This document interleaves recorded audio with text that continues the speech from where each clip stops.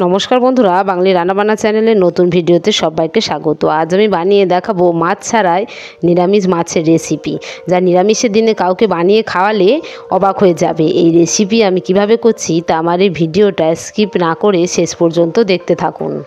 এই রেসিপি বানানোর জন্য এখানে আমি দুটো কাঁচা কলা নিয়েছি। কলাগুলোকে পরিষ্কার করে ধুয়ে নিয়েছি। এবার ছুরি দিয়ে কলার দুদিকটা কেটে বাদ দিয়ে দেবো। দিয়ে কলাগুলোকে এইভাবে 3 ভাগ করে কেটে নিচ্ছি। দুটো কলাকে আমি এইভাবে কেটে নিয়েছি। এবার এটাকে আমি প্রেসারে দুটো সিটি দিয়ে সিদ্ধ করে নেব। কলা আমি সিদ্ধ করে ঠান্ডা করে নিয়েছি। এবারে কলার খোসাগুলোকে ছাড়িয়ে নেব। কাঁচা কলার এই রেসিপিটা একবার না বানালে বোঝাই যাবে না এতটা সুন্দর হয়। সমস্ত কলা ছাড়িয়ে নিয়ে এবার এখানে আমি একটা সিদ্ধ করা আলু দিয়ে দিলাম। এবার আলু ও কলাটাকে ভালোভাবে চটকে নেব। নিরামিষের দিনে অনেকে তো অনেক রকমভাবে রেসিপি খেয়েছেন, একবার এইভাবে বানিয়ে দেখবেন, দারুণ হয় খেতে। ভালোভাবে কলার আলুটাকে চটকে নিয়েছি। এবার এখানে আমি 50 গ্রাম সয়াবিন আগে ভিজোতে দিয়েছিলাম। এখানে একটা মিক্সিং বোল নিয়েছি। এবার এই সয়াবিনগুলোকে নিজড়ে নিজড়ে সয়াবিনের সমস্ত জল ঝরিয়ে মিক্সির মধ্যে দিয়ে দেবো। সয়াবিন থেকে সমস্ত জল আমি ঝরিয়ে নিয়েছি। এবার এটাকে পেস্ট করে নেব। পেস্ট করে নিয়েছি, খুলে দেখাচ্ছি, দেখুন পেস্টটা কেমন হয়েছে। এবার মেখে রাখা কলা ও আলুর মধ্যে এই সয়াবিনের পেস্টটাকে দিয়ে দিলাম।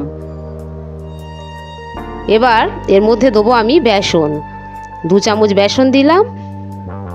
আর দিচ্ছি 1 চামচ কর্নফ্লাওয়ার। কর্নফ্লাওয়ারের পরিবর্তে ময়দা বা চালের গুঁড়ো দেওয়া যেতে পারে। আর দিচ্ছি 1/2 চামচ হলুদের গুঁড়ো, 1/2 চামচ লঙ্কার গুঁড়ো, 1/2 চামচ ধনের গুঁড়ো, আর দিচ্ছি 1/2 চামচ গরম মশলা। আর দেবো স্বাদ মতো লবণ। আর দিচ্ছি 1 চামচ সাদা তেল। এবার সমস্ত কিছুকে ভালোভাবে মিশিয়ে নেব। এইরকম নতুন নতুন রেসিপি পেতে আমার চ্যানেলটিকে লাইক সাবস্ক্রাইব করবেন। কমেন্টে লিখে জানাবেন আমার এই কলার রেসিপিটা কেমন হয়েছে। মেখে নিয়েছি, মাখাটা একটু নরম ভাবই থাকবে। এবার এখানে একটা স্টিলের থালা নিয়েছি, তার মধ্যে 1 চামচ তেল আমি দিয়ে দিলাম। তেলটা ভালোভাবে থালার গায়ে লাগিয়ে নেব এবং হাতরেও ভালোভাবে তেল লাগিয়ে নিয়েছি। এবার খানিকটা মাখা এখান থেকে নিয়ে আমি মাছের আকারে করে নেব। দেখুন কিভাবে করে নিচ্ছি। এইভাবে একটু হাত দিয়ে গোল করে ঘুরিয়ে নিলাম। নিয়ে এবার একটু চেপে দিয়েছি। দিয়ে এবার এটাকে থালার মধ্যে আমি মাছের আকারে বানাবো। এটা বানানো খুবই সোজা এবং বানালে বোঝাই যাবে না যে এটা মাছ নয়, নিরামিষ মাছ। পুরো মাছের মতনই দেখতে হবে। দেখুন এইভাবে আঙুল দিয়ে একটু ফুটো করে দিলাম। পুরো মাছের চাকার মতনই দেখতে হয়েছে। কতটা সুন্দর হয়েছে দেখতে তা দেখে বোঝা যাচ্ছে। সবকটা আমি এইভাবে বানিয়ে নিয়েছি। এবার গ্যাসে আমি তেল আগে থেকে গরম করতে বসিয়ে দিয়েছি। এবার এক একটা করে পিস আমি তেলের মধ্যে দিয়ে উল্টে পাল্টে ভেজে নেব। এইভাবে বানিয়ে কাউকে খাওয়ালে বুঝতেই পারবে না যে এটা মাছ নয়, নিরামিষ কলা দিয়ে বানানো হয়েছে। এটা দেখতে যতটা সুন্দর হয়, খেতে তার থেকেও বেশি সুন্দর হয়। এগুলোকে উল্টে পাল্টে লাল করে ভেজে নিচ্ছি। এগুলো একটু নরম থাকে, তাই খুব বেশি নাড়াচাড়া করা যাবে না। আলতো হাতে এগুলোকে উল্টে পাল্টে নিতে হবে।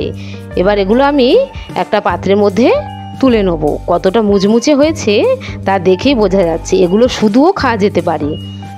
সমস্ত পিসগুলোকে আমি একইভাবে ভেজে নিয়েছি। বাকিগুলোকেও ভেজে নেব। এবার একটা মশলা করার জন্য এখানে একটা মিক্সিং বোল নিয়েছি।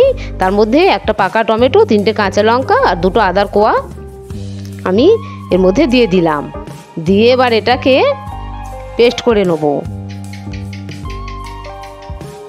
ভালোভাবে পেস্ট করে একটা পাত্রের মধ্যে আমি ঢেলে নিয়েছি। এবার বাকি মাছগুলো ভেজে যে তেলটা আমার বেঁচেছে তার মধ্যে আমি ফোড়নে দিচ্ছি 1 চামচ গোটা জিরা, 2টো শুকনো লঙ্কা, একটা তেজপাতা। এবার ফোড়নটাকে হালকা নেড়ে ছেড়ে পেস্ট করে রাখা টমেটোটাকে এর মধ্যে দিয়ে দিলাম। টমেটোটাকেও হালকা করে একটু ভেজে নেবো। এর মধ্যে আদা আছে, তাই ভালোভাবে একটু ভেজে নিলে কাঁচা গন্ধটা চলে যাবে। এবার এর মধ্যে দিচ্ছি 1 চামচ হলুদের গুঁড়ো, 1 চামচ কাশ্মীরি লাল লঙ্কার গুঁড়ো, আর দিচ্ছি 1 চামচ ধনের গুঁড়ো, আর দেবো স্বাদ মতো লবণ।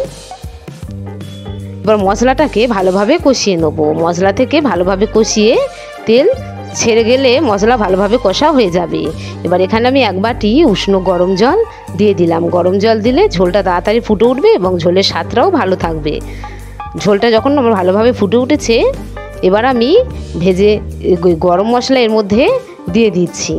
গরম মশলাটা আগে থেকে দিয়ে দিলাম, কারণ এই মাছগুলো খুব নরম হয়, দিয়ে খুব বেশি নাড়াচাড়া করা যাবে না। গরম মশলাটা দিয়ে মাছগুলোকে দিয়ে খানিকক্ষণ ফুটিয়ে নেবো। খুব বেশিক্ষণ এটা ফুটোলে মাছের পিসগুলোকে ভেঙে যেতে পারে। এবার একটা পাত্রের মধ্যে আমি তুলে নিচ্ছি। কতটা সুন্দর হয়েছে দেখতে তা আপনারা দেখেই বুঝতে পারছেন। হয়ে গিয়েছে আমার মাছ ছাড়া মাছের রেসিপি। ফিরে আসছি পরবর্তী নতুন ভিডিও নিয়ে। ততক্ষণের জন্য প্রত্যেকে ভালো থাকবেন।